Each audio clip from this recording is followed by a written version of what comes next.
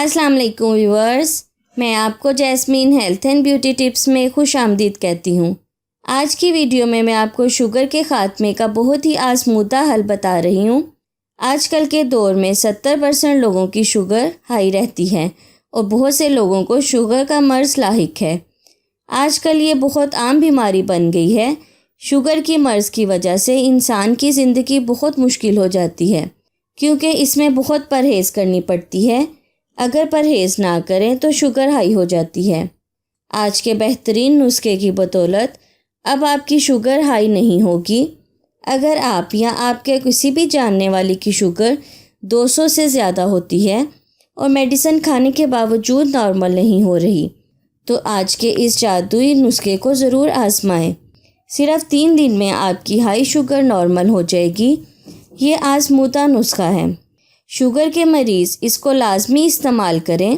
इससे पहले कि मैं आपको इसके इंग्रेडिएंट्स के बारे में डिटेल से बताऊं, आप प्लीज़ मेरे चैनल को सब्सक्राइब करें और साथ में लगे घंटी के आइकॉन को दबाएं, ताकि मेरी डेली आने वाली वीडियो की नोटिफिकेशन आपको सबसे पहले मिल सके।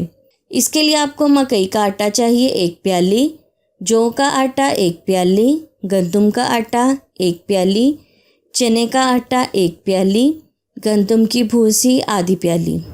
इसका तरीका इस्तेमाल ये है कि इन तमाम अज्जा को मिक्स करके रख लें। दिन में जब भी खाना हो इसी आटे की रोटी बनाकर खाएं। आम आटे की रोटी नहीं खानी। मकई का आटा, जौ, चना कुदरत के बेहतरीन इंग्रेडिएंट्स हैं। मकई, गंदम और जौ के आटे में ऐसे विटामिन्स पाए जाते हैं जो हमारे जिस्म के लिए बेहद ज़रूरी हैं।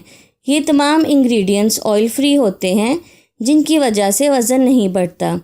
ये अज्जा बढ़े हुए कोलेस्ट्रॉल को और बढ़ी हुई शुगर को नॉर्मल करते हैं।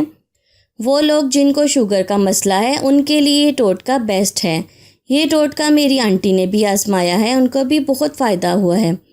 आपको इंशाल्लाह इंसुलिन लगाने की ज़रूरत नहीं रहेगी, क्योंकि ये नुस्खा आपकी शुगर को नॉर्मल कर देगा। हाई शुगर को लो करने का ये बेहतरीन, आसान और शर्तिया इलाज है। आपकी सेहत को बहुत अच्छी कर देगा।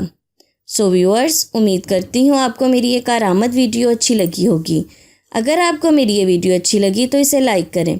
अगर आपने अभी तक मेरे चैनल को सब्सक्राइब नहीं किया तो प्लीज़ इसे सब्सक्राइब कर लें और इसे दूसरों के साथ भी ज़रूर शेयर करें।